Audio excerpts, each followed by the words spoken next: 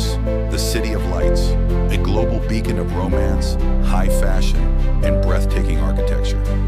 Every year, millions of travelers walk down the Grand Avenue of the Champs-Élysées, mesmerized by the sun hitting the Seine. But right beneath their feet, separated by just 20 meters of rock and earth, lies a completely different world. A world frozen in perpetual darkness, absolute silence, and decay.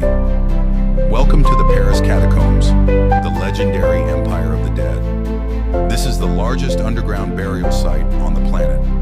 Deep within these cramped limestone tunnels, the skeletal remains of over 6 million human beings are stacked neatly, wall to wall, skull upon skull. It is a subterranean labyrinth stretching for more than 300 kilometers, creating a dark reflection of the city above. For centuries, this abyss has guarded secrets that Paris tried desperately to bury.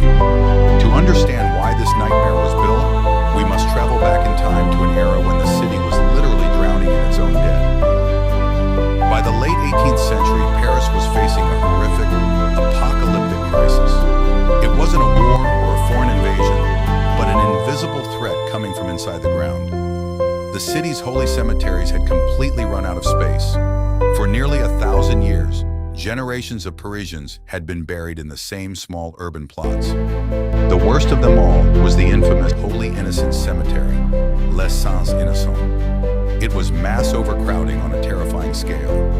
Millions of bodies were crammed into common graves, piled so high that the ground level of the cemetery rose more than 2 meters above the surrounding streets. The soil was completely saturated with decay. The air in the surrounding neighborhoods became toxic, thick with the unbearable stench of rotting flesh. Local shopkeepers reported that wine in their cellars was turning sour within days, and milk was spoiling instantly.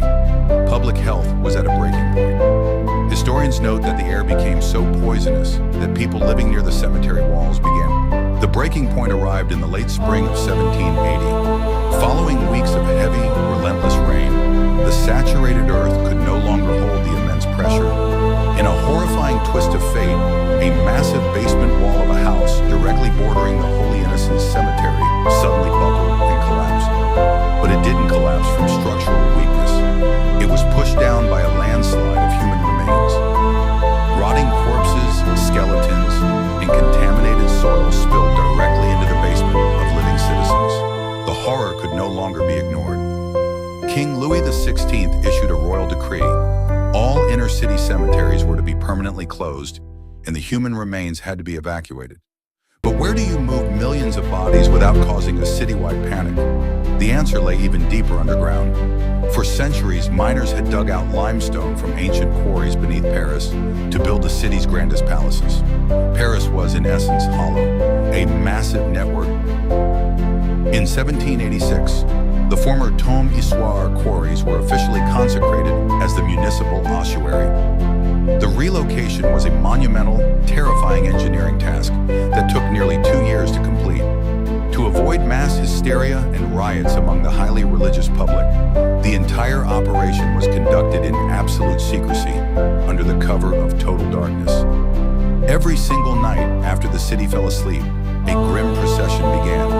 Black-veiled horse carts, escorted by torch-bearing priests chanting funeral prayers, moved slowly through the foggy, cobbled streets of Paris.